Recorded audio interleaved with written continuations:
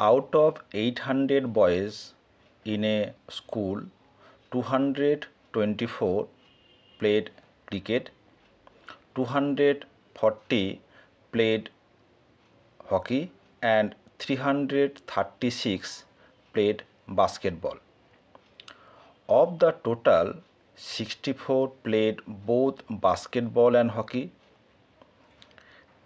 80 played cricket and basketball, 40 played cricket and hockey, and 24 played all the three games. The number of boys who did not play any game is, there are four options. Option A 128, option B 216, option C 240, option D 160। তাহলে এখানে দেখতে পাচ্ছি যে একটা স্কুলে 800 জন বালক আছে, তার মধ্যে ক্রিকেট খেলে হচ্ছে 224 জন, 240 জন খেলে হকি এবং বাস্কেটবল খেলছে 336 জন।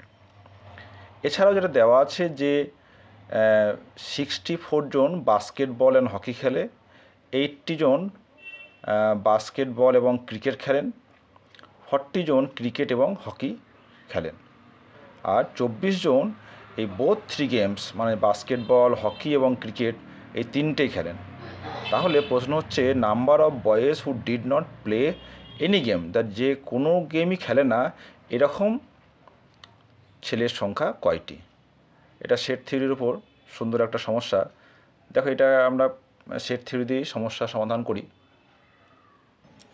এখন সেট দিয়ে অঙ্কটা করার জন্য আমরা প্রথমে কতগুলো ধরে নিই যে let total number of students, সেটা বলছি এনএস কত দেওয়া আছে 800।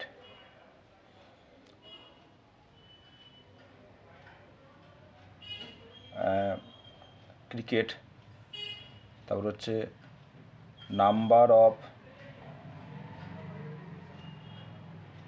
স্টুডেন্টস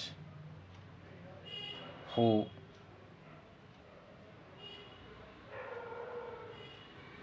প্লেড ক্রিকেট, বলি NC, C for cricket, NC হচ্ছে 224। একইভাবে number of students who played hockey,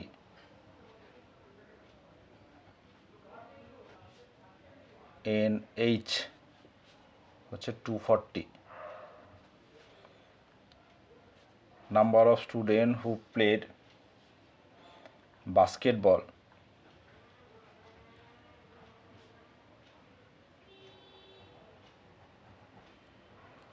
NB 336। আরও দেওয়া আছে যে বাস্কেটবল অ্যান্ড হকি, আমরা সাধারণত বাস্কেটবল এবং হকি যখন বোথ খেলবে আমরা সেটাকে ইউনিয়ন দিয়ে, এই ইন্টারসেকশন দিয়ে আমরা তাকে রিপ্রেজেন্ট করি। তাহলে number of student who played both basketball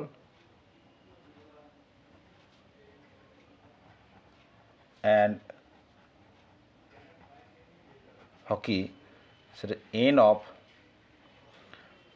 basketball, B intersection hockey, H, এটা হচ্ছে 64। Number of student both played cricket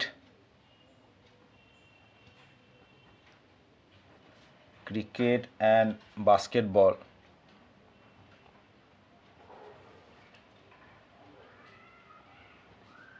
তাহলে N of C intersection B হচ্ছে 80 আর number of student both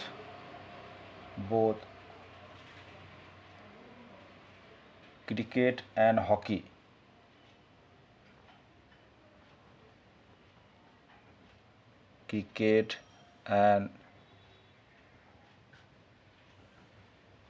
hockey n of C intersection H হচ্ছে 40। আর কি বলেছে যে 24 played both 3 games, তাহলে number of student both 3 games,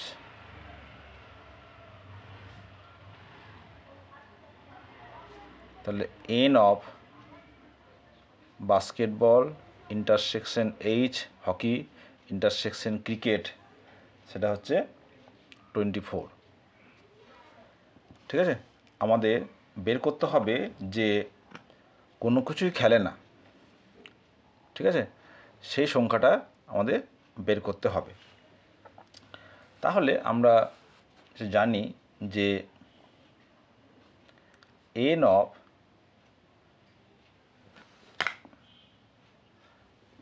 of B union H union C equals to n of B n of H plus n of C minus n of B intersection H minus n of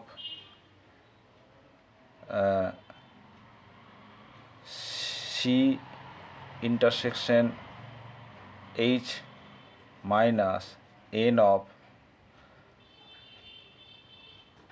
B intersection C plus n of B intersection H intersection C, এই formula আমরা জানি।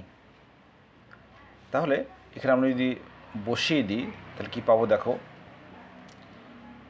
n of B আমরা পেয়েছি 336 plus n of H 240 n of C 224 minus n of B intersection H, দেখো সব ডাটাগুলো কিন্তু আমরা লিখে ফেলেছি, ঠিক আছে, এখান থেকে আমরা কপি করছি। তাহলে B ইন্টারসেকশন H হচ্ছে 64, C ইন্টারসেকশন H হচ্ছে 40 মাইনাস B ইন্টারসেকশন C হচ্ছে 80 plus n of B intersection H intersection C হচ্ছে 24। এটা আমাদের কিন্তু বের করতে হবে। তাহলে আগে যোগগুলো করে ফেলি। তাহলে দেখো আগে যোগগুলো করে ফেলি, এখানে 3টে যোগ আছে আর এই একটা, তাহলে 4 4 8 8 আর 6 14 4 থাকলে 1 1 3 2 5 5 8 9 5 3 12 থাকলে 1 1 হলো 3 2 5 3 8 মাইনাস, এবার এই 3টে যোগানো করে ফেলি, 4 8 12 6 8, this equals to 0 কয় 12 4 12 2 6। তাহলে এই যে 640 এটা কি হচ্ছে, তারা আইদার বাস্কেটবল খেলে, হকি খেলে, অথবা ক্রিকেট খেলে, অথবা বোথ কোনো না কোনো গেম তারা খেলে বা তিনটেই খেলে, ঠিক আছে। তাহলে দেখো, তাহলে কোনোটাই খেলে না, তাহলে the number of students who did not play any game is given by কী হবে, number of students minus number of B union H union C. তাহলে NS নাম্বার অফ স্টুডেন্টস হচ্ছে 800, আর এটা হচ্ছে কত 640। তাহলে করে দাও 0.671, এইটা হচ্ছে আনসার। তাহলে আমাদের অপশন হবে অপশন ডি, তাই তো? উত্তর হবে অপশন ডি। তাহলে এই হচ্ছে আমাদের অঙ্ক। এইটাকে দেখো আমরা যদি সেট বিল্ডার বা ভেন চিত্র যদি লিখি, তাহলে এই হচ্ছে আমাদের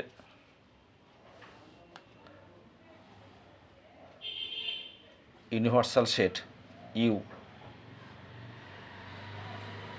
এটাই হচ্ছে আমার NS সমান 800। এবার তিনটে খেলা আছে, এই হচ্ছে ক্রিকেট, একটা হচ্ছে বাস্কেটবল, একটা হচ্ছে হকি।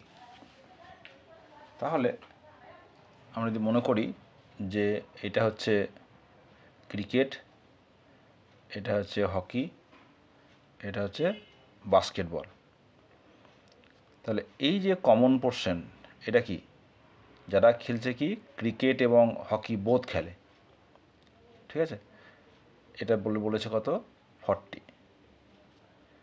আর হকি এবং বাস্কেটবল খেলছে 64, ক্রিকেট এবং বাস্কেটবল এটা খেলছে 80 জন।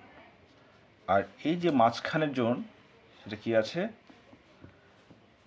এটা হচ্ছে কমন, তিনটে গেমই খেলে, এটা হচ্ছে 24।